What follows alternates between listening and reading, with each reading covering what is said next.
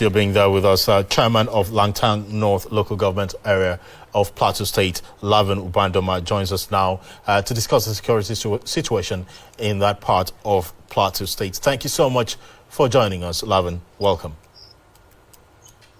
Thank you for having me. All right. We have been following the situation on the plateau for some time now, and the escalating killings and insecurity there. But just yesterday, reports have it that you have raised an alarm that there is an impending attack by terrorists. Could you clarify this? Thank you, viewers. Actually, the alarm that was raised that some terrorists have been spotted moving around our community planning to attack us emanated from the suspicious and the purported video that have been going around in respect to what the Minister of Communication Isa said last time. So our people have been apprehensive since then. So a few days back, we spotted some Fulani headers who are on their bikes in their numbers, passed through the community, the local government Langtang, via Mekang, and we called. So the natives within Wase area, that's they call the village Zamnumwa, said yes, they spotted them. So I immediately called on the security agency that this is what we had going on, and then we saw their trace. It was confirmed by them that, okay, they had same intelligence report as well, but we should be calm. They are on top of the situation. They are monitoring. They will get to the top of they'll get on top of the matter, which actually that was not, it didn't go well with us because we were armless civilians. We decided to go on air to make it known that this is what is going on in our community, and we want the security agency to swiftly intervene. Right now, the situation is under calm because the Commissioner of Police, who promised he is not going to let go, he is going to act swiftly. Actually, he did. The Commissioner of Police sent in visible presence of men. The divisional police officers within the 6th zone under the leadership of ACP Abayomi Suradin have not been sleeping since last 2 days, and the intelligence report between the 6 local government divisional police officers which are in the southern zone have stemmed the tide and nipped this in the bud, because the information gathering and sharing within the borders have helped us, and then the visible presence of the FOB commander, which is Lieutenant Colonel Aziz, and his men, as I speak, they are on the border now, patrolling all the borders, synergizing with the Nigerian police, and the Civil Defense Corps has really doused down the tension and the anxiety as I speak. The checkpoints that were mounted all over the nook and crannies of the town, as of last night, because of the visible presence of the security under the control of the Commissioner of Police, actually we had a relief. The worshippers yesterday in our community in Langtang North yesterday saw the visible presence of Nigerian Army officers and police joint patrol moving around. So that has given us back the confidence that, yes, our security did not left us like they promised. I think information is key. Immediately we called on them, they responded. So for now, I want to commend the Nigerian security operatives for their swift and prompt response, especially the Commissioner of Police, and then the OVP commander, and then the Nigerian Civil Defense Corps, and even the vigilante and hunters, who are always the ones going ahead to monitor and inform them that you need to be here. I think everybody else has put their hands on deck, including the traditional and religious ruler of the land. So for now, we can sleep with one eye, not 2 eyes for now, but we urge them to still do more, not to leave, because their presence is what is needed, and we can see their presence. So things are beginning to normalize. Those that left the town are beginning to return, especially our Muslim community who left the town. I can see quite a number of them this morning, and the security can confirm that they are back because of the presence of the security. So everything boils down to security. You said the security persons, men, are on ground, and for as long as they're on ground, you can actually sleep with one eye closed. But how long can they really be on ground, and how sustainable is this arrangement, security arrangement in Langtang North? I think it's our desire for them to be on ground as long as they can, because you see, this insurgency kind of a thing is when you relax, that's when they will come back to hit on you. But for now, because of their presence and the synergy between the divisional police officers of the 6 local government, which I can attest to, where they report situation to each other, and then under the able leadership of the area commander, who is ACP Nuruddin, I urge them to continue to live around, but it's going to be very expensive because their patrols, they are in their numbers now, and they move around the nook and crannies of the local government, both Langtang North and South now. So the synergy. But as long as they could be around, I don't mind if there will be another FOB between Langtang North and South, or area command of the Nigerian police or Nigerian army. That will help a lot, because their presence along those borders will help us stand the time of this incessant attack on us. But we pray they stay as much as they can, and we have the resources to sustain them. So if they can give us like 2 more months from now, sustaining this patrol, I think the terrorists will know that yes, the security are on ground. So the fear of the people is when the head of the attack on NDA, that's the highest security ground of Nigeria. So who are we not to be attacked if such place can be invaded? So that made us now to be apprehensive. So we wish they could stay for as long as they can. Now, if you say if they give you 2 months, at least the people, the apprehension will die down. But what happens after the 2 months? That's exactly what my colleague was asking. How do we make this, the communities safer? What do you, in your own thinking, do you think would happen to make your local government safer, especially if the police decide to go after the 2 months? What happens after that? Yes, exactly what I saw now. If we sustain this momentum of community policing and vigilante and Hunters Council of Nigeria with the little police we have, and then awareness within the community, like now we are on really red alert now.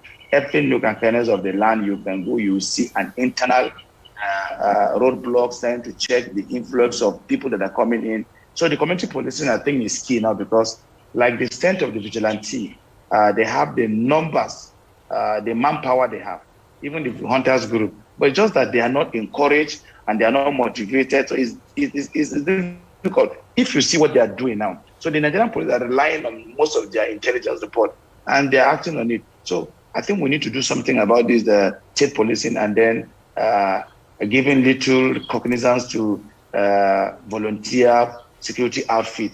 That will help, because they are the ones that have the manpower. Like I can tell you, all the communities, all the places I've visited from 3 days ago till today, in fact, they are more in their numbers, and they are very brave. So I think this will be an avenue if the government or the local government, state government will be able to employ the service of those people with little motivation. I think this could be doused. It's your locality. So what exactly are you doing as the chairman of that local government? Now, you know your people. You know when strangers come into the community. You said earlier that information is key. And the fact that you have given the security agencies this information is what is helping you people to sleep now. So what are you doing at your own level of government to ensure that your people are protected? Yeah, as a local government, knowing with the paucity of funds that we don't have, we're doing our best to ensure that we keep the security outfit at bay, always to patrol, monitor our community. Each time we feel there's something, but there are constant patrol in town. So as a local government, we're ensuring that all the commuters who are passing through our local government are safe, and we're trying to educate them that you don't take laws into your hand. What we need you people do is when there's any suspicious movement, you report to the security agency. And I have a very competent area command, a very competent police officer who is the area commander of the Southern Zone. ACP Abayomi, very experienced in terms of crisis management. I think he has been of great access to the zone entirely because he has not been sleeping. He has been very active. And then my police division officer now, the DPO, that's Ayuba. In fact, they are wonderful men. It's just that the issue on ground is the logistical aspect of it. But I can assure you that as a local government, we are doing our best to see that we support them because they are always very alert when there's any sign of a possible break of outlaw, even within the local government. So the response to this was very swift and was timely, and I commend the Commissioner of Police and then the FOB Command, Lieutenant Colonel Aziz, and all the security agencies. They've done really very well. In fact, the community and the local government now has confidence that Nigerian police and the army can stand if truly they are informed the way they responded to our own plight. They came swiftly, and as I speak, they are still on ground. All right. I wish we can maintain them. Laven, give us a more deeper and clear perspective on what's really going on, because I know that before now it used to be settler herders and settler herders and indigenous farming communities having conflicts all over the place. But now you're saying it's actually terrorists moving in. The presidency reacted yesterday and he said that, communities must unite against these horrific attacks. And he also said retributive violence is not the answer. What is happening? Who are these persons committing these crimes in your local government communities around? To be sincere to you, there is no herders farmers clash in our community in Southern Zone. I must assure you, we are living in peace and harmony with our Fulani settlers who are in this community. Let me tell you, my people in Langtang North are more or less agrarians, and they are as well nomadic as well. We rear a lot of cattle in Langtang. The best cattle you could have within this zone comes from Langtang because most of our people are farmers and they rear a lot of cattle. So we cohabit with them. If you come to our community, there has never been a farmers clash in Langtang. But what we are envisaging is, I think, is the land grabber, those that just came to massacre and kill. That's why Why are they doing that? So Sorry, why are they committing this massacre and killing? Where I am now, you will see Fulanis hot settled within Talbot, within Langtang South, at the back of my house here. You can see them. Why are we not fighting?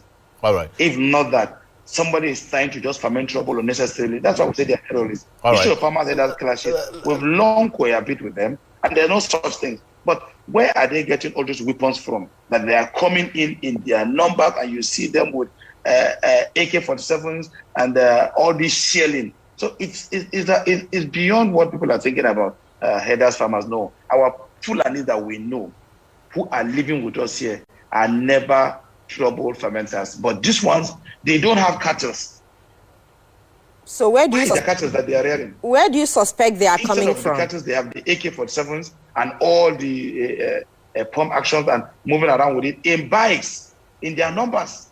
When you say that when you're saying that creating massacre in the place, and it's about land grab, that's your agenda, that's how you've interpreted it. For whose interest are they doing this land grabbing for? Who is to benefit from it? I don't know if invaders want to just come and invade people's land and set up their government, feel the people that are living in this land are not supposed to exist on earth. I don't know why people just want to. But in my community, there's no land to grab because one, the land mass is not that much. So, and then a lot of our people have occupied the vast land. Even the Fulani that are cohabiting with us now, they have little land for their grazing. That is why what I say now is the boiling point where there's a little bit mass land where our people and the Hausa community cohabit. But they have been living peacefully. Even within this suspiciousness that we have, this alarm now, I called my contact, the chairman of WASI, and he do some due diligence change. I realized that, okay, on his own part, he's going to ensure that nothing cross over from the local government to my own local government. So this synergy is there. There is no land to grab, but I wonder why they felt they will just come and have their way where people are living peacefully. So the grabbers who don't know the intention for now, that's why we want the security agency to be on ground to ensure that they don't allow such to happen with the peasant farmers who are living peacefully. All right, we are going now, but I just need you to respond to this. Do you suspect they are foreigners or they are Nigerians, the people that are coming in? I think because their organization, I'm not sure they are Nigerians, because if you listen to even their viral video clip that is going on, and then if you see their kind of dress code, they are not Nigerians. That I must say, our borders are porous. That something has to be done about it. I wonder how they invade into this country in their numbers. Where are they coming from?